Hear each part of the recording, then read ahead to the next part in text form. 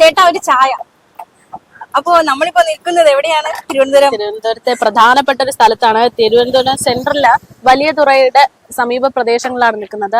ഈ ചായ എടുക്കുന്നത് പോലെ തന്നെ ചൂട് വിശേഷങ്ങളാണ്. തെരഞ്ഞെടുപ്പ് പ്രചാരണങ്ങളൊക്കെ കൊടുക്കുന്നു. ഇപ്പോ കരമന ജയൻ ഇതുവഴി പാസ് ചെയ്ത് പോയിരിക്കുകയാണ്. അപ്പോ ഇവിടുത്തെ പര്യടനത്തിൽ ഈ ഒരു പ്രദേശത്ത് പര്യടനമൊക്കെ നടത്തുകയാണ്. ഒരു ചൂട് ചായയൊക്കെ കുടിച്ചുകൊണ്ടാണ് അദ്ദേഹം പര്യടനം നടത്തുന്നത്. അപ്പോ ഈ ആവി പറക്കുന്ന ചായ പോലെ ചൂട് പറക്കുന്ന വിശേഷങ്ങൾ, അതെ, നല്ല പ്രചാരണത്തിന്റെ വിശേഷങ്ങളൊക്കെയാണ് നമുക്ക് മുന്നിൽ വരുന്നത്. അതായത് ഈ പര്യടനത്തിനിടെയും ആവശ്യങ്ങൾ ജനങ്ങൾ അദ്ദേഹത്തോട് പറയുന്നുണ്ട് അല്ലെ? പ്രത്യേകിച്ച് ഈ എപ്പോഴും പറഞ്ഞതുപോലെ തന്നെ ഈ തീരപ്രദേശത്തുള്ള ഒരുപാട് പേര് അവർ ഇപ്രാവശ്യം തങ്ങൾക്കൊപ്പം ഉണ്ടാകുമെന്ന ഉറച്ച ആത്മവിശ്വാസത്തിനാണ് BJP ആയിരിക്കുന്നത്. ഒരു ഹായ് ബൈ മാത്രമല്ല, ഇപ്പോ ഈ വീടിന്റെ കരയൊക്കെ നോക്കുകയാണെങ്കിൽ അവിടെ കയറി ഇരിക്കുന്നു, കുറെ നേരം അവരോട് സംസാരിക്കുന്നു, വിശേഷങ്ങൾ പറയുന്നതിനൊപ്പം തന്നെ അവരവരുടെ ആവശ്യങ്ങളൊക്കെ പങ്കുവെച്ചോണ്ടിരിക്കുകയാണ്. ഇപ്പൊ ഇവിടെ നിൽക്കുവാണെങ്കിലും ഒരുപാട് ചേട്ടനോടൊക്കെ ചോദിക്കേ, ചേട്ടാ ഏതൊരു എത്തിയ ഇലക്ഷൻ വിശേഷമൊക്കെ ഇപ്രാവശ്യം ആര് കൊണ്ടുപോകും തിരുവനന്തപുരം? ഭരണമാറ്റം വേണോ? ഭരണമാറ്റം വേണം. എന്തുകൊണ്ട് വേണം? ഇതുവരെയുള്ള ഭരണത്തിൽ തൃപ്തമാണോ? തീരപ്രദേശത്തെ ജനതയുടെ ആവശ്യങ്ങൾ പരിഹരിക്കപ്പെട്ടോ? സർക്കാർ നൽകിയ വാഗ്ദാനങ്ങളൊക്കെ പരിഹരിക്കപ്പെട്ടോ? ഇല്ല. ഇനിയും പരിഹരിക്കാൻ ഒരുപാട് ആവശ്യങ്ങളുണ്ട്. BJP വന്നാൽ ആ ഒരു മാറ്റം പ്രതീക്ഷിക്കുന്നുണ്ടോ?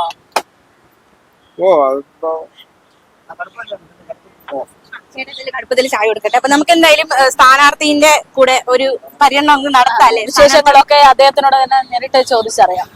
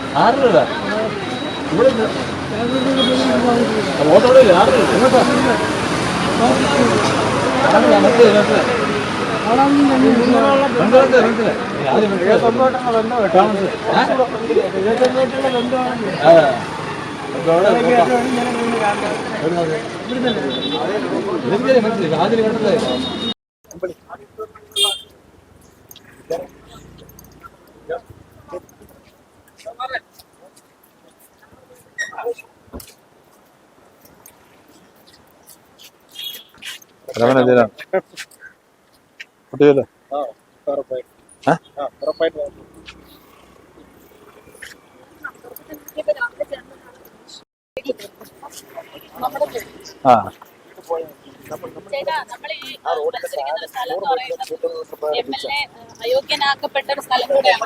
അപ്പൊ അത് എങ്ങനെയെങ്കിലും ഈ തെരഞ്ഞെടുപ്പിൽ നമുക്കൊരു പ്രയോജനകരമാകുന്ന രീതിയിലേക്ക് മാറുന്നുണ്ടോ? അയോഗ്യനായത് കൊണ്ട് മാത്രം അല്ല നമ്മുടെ വിജയം. അതേ മത്സരിച്ചാലും BJP ജയിക്കും.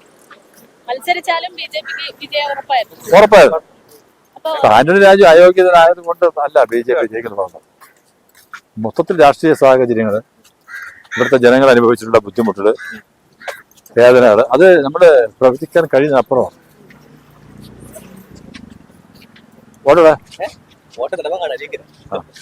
ശരി സാറാ.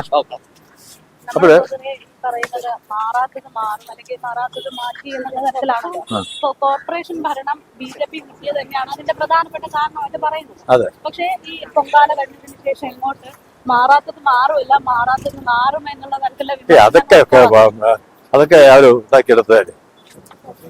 അതൊക്കെ അതെന്താണ് പൊങ്കാലിന്റെ മാലിന്യങ്ങള് എവിടെ പ്രശ്നം ഉണ്ടാക്കിയിട്ടുള്ളത്?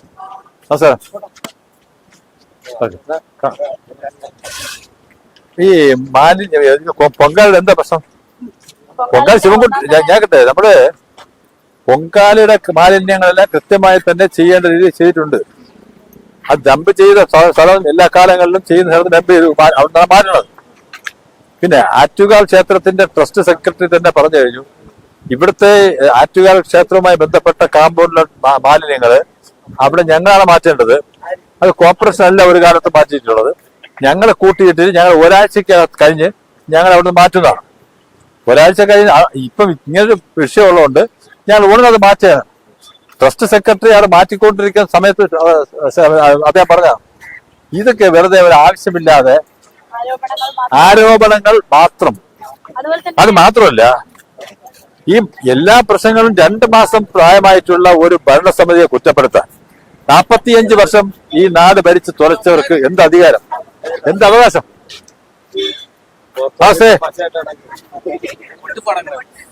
ഒട്ടുപടകല്ലേ? ആ, വെരി ഗുഡ്, കുഴപ്പമില്ല. അപ്പൊ ഈ ബൂത്ത് ഏരിയ കറക്റ്റാ. ചായ കുടിക്കാം. ശരി, അപ്പൊ ഉണ്ടാവും കൂടെ ചായ കുടിക്കാ. ആ, ഓക്കെ. അപ്പൊ സ്പീഡ് നടക്കട്ടെ. ഓക്കെ, നമസ്കാരം. അശ്വിൻ അശ്വിൻ പോസ്റ്റർ ഒട്ടിക്കൽ ഏതുവരെയായി? എല്ലാം ഏകദേശം ഏകദേശം തീരാറായി. എങ്ങനെയുണ്ട്? ആര് ജയിക്കും? ആര്? ജയിച്ചു. ആ ജയിച്ചു. ജയിച്ചു. ഇനി മണ്ഡലത്തിൽ മാത്രം മതി. ഇതിനെ വർക്ക് ചെയ്ത് നമുക്ക് ജയിക്കണം. ജയിക്കണമെന്നാൽ ഇത്തവണ നമ്മൾ സീറ്റും കൂട്ടിയ ഫലക്കാവും. അതെ അതെ, തീർച്ചയായും. അല്ലാതെ 2 വർഷം മാറി കാണിയാൽ നമുക്കറിയാം. അതെ അതെ, അത് ഇത്തവണയെങ്കിലും നമുക്കൊരു 10 സീറ്റെങ്കിലും കിട്ടുമെന്നേ പറയാം. 10 നമുക്ക് ഭൂരിപക്ഷം ഉണ്ടാവും. ഭരണം കിട്ടും. കോർപ്പറേഷൻ ഭരണം കിട്ടിയില്ലേ? അതാണ് ആവശ്യം. അതെ അപ്പോൾ കൊണ്ട് അവരെ കേന്ദ്രത്തിൽ അതെ അതെ.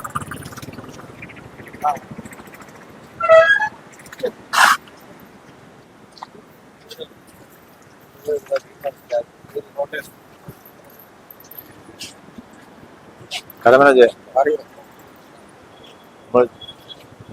ജയിക്കണം, ജയിപ്പിക്കണം. ഓക്കെ. ഓക്കെ. വോട്ട് ഒന്ന് സഹായിക്കണം. എല്ലാവർക്കും വേണ്ടി നിൽക്കുന്ന ഒരാളാണ്. ഇലക്ഷൻ സമയത്ത് മാത്രം വരുന്ന ഒരു സ്ഥാനാർത്ഥിയല്ല. വർഷങ്ങളായിട്ട് ഇവിടെ എല്ലാ കാര്യങ്ങളും ഇടപെടുന്ന ഒരാളാണ്. ഓക്കെ.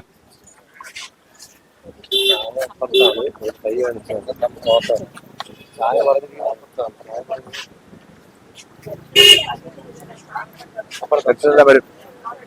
പെൻഷൻ വന്ന് വേണ്ട. ഏത് പെൻഷൻ? ആ ആ, എവിടെ? അത് നമ്മളെ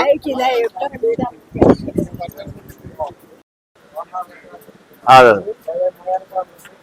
അതെ അതെ.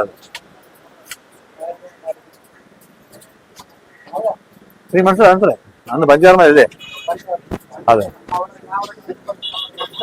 അതെ അതെ അതെ. ശരി, വോട്ട് ചെയ്യണം. Okay okay okay. അത് ശരി, വെരി ഗുഡ്. ഓക്കെ.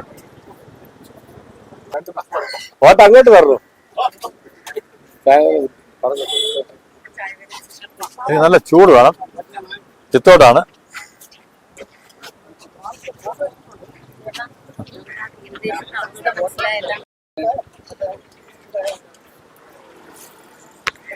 നമസ്തേ.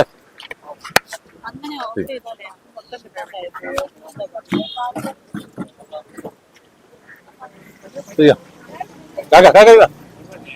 ഇരിക്കണം. പറഞ്ഞു.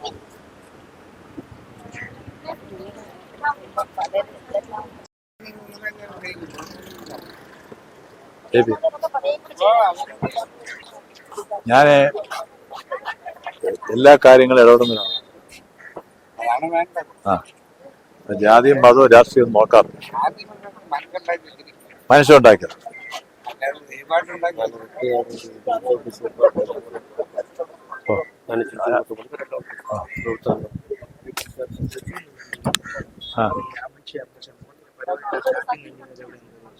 നമുക്കറിയില്ല. സീരിയസ് പറഞ്ഞു. അപ്പൊ എന്തായാലും തിരുവനന്തപുരത്തെ സ്ഥാനാർത്ഥി മലയാളി വാർത്തയോട് പ്രതികരിച്ചിരിക്കുകയാണ് അല്ലേ? എന്തായാലും ഒരു ഉറപ്പാണ്, നല്ല ആത്മവിശ്വാസത്തിലാണ് ഇരിക്കുന്നത്. പൂർണ്ണമായിട്ടുള്ള ഉറപ്പ് BJP തന്നെ എന്നുള്ള ഒരു രീതിയിലാണ് കരമന ജയൻ ഇപ്പോ നമ്മളോട് പ്രതികരിച്ചത്. പക്ഷെ ജനങ്ങൾ പറയുന്ന പ്രതികരണങ്ങൾ അതൊക്കെ തന്നെ നമ്മൾ വിലയിരുത്തേണ്ടതുണ്ട്. എന്തായാലും മാത്രമല്ല പ്രത്യേകിച്ച് പറഞ്ഞത് നമ്മൾ മലയാളി വാർത്തയോടൊക്കെ അവർ ഈ തീരപ്രദേശത്ത് പറഞ്ഞ വലിയതുറ പാലത്തിന്റെ കാര്യം പറഞ്ഞു. അത് ഈ സ്ഥാനാർത്ഥിയുടെ ശ്രദ്ധയിൽപ്പെട്ടിട്ടുണ്ട്. ജയിച്ചു വന്നാൽ ആദ്യം പരിഹരിക്കുക ആ ഒരു വിഷയമായിരിക്കും എന്നൊരു ഉറപ്പ് തീരപ്രദേശത്ത് ഉള്ളവർക്ക് ഈ തിരുവനന്തപുരത്തെ BJP സ്ഥാനാർത്ഥി നൽകുന്നുണ്ട്. അതൊരു വലിയ ആശ്വാസമാണ് അവരെ സംബന്ധിച്ചല്ലേ. എന്തായാലും അതൊക്കെ നടക്കുമോ ഇല്ലയോ എന്നൊക്കെ നമുക്ക് കാത്തിരുന്ന് തന്നെ കാണാം. എന്തായാലും തീപാറും പോരാട്ടമായിരിക്കും. തിരുവനന്തപുരം മണ്ഡലത്തില് സ്ഥാനാർത്ഥികളൊക്കെ ശക്തരാണ്.